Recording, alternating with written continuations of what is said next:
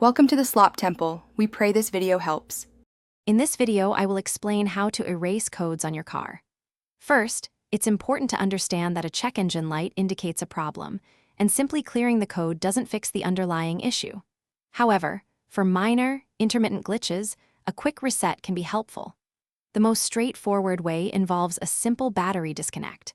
This can often clear non-critical diagnostic trouble codes, giving you a fresh start to observe if the problem reoccurs.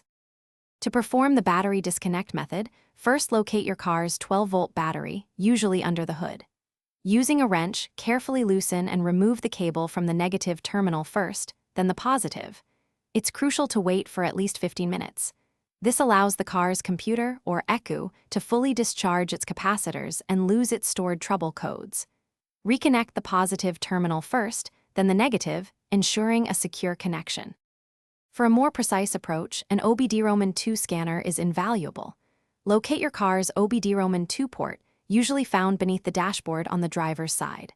Plug in the scanner, then turn your car's ignition to the on position without starting the engine. The scanner will power up.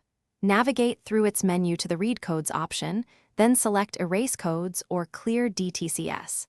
Confirm the action, and the check engine light should extinguish. Remember, simply clearing a code is not a repair. It's vital to diagnose the root cause of the diagnostic trouble code before erasing it. If the check engine light reappears shortly after clearing, it indicates a persistent issue that requires professional attention.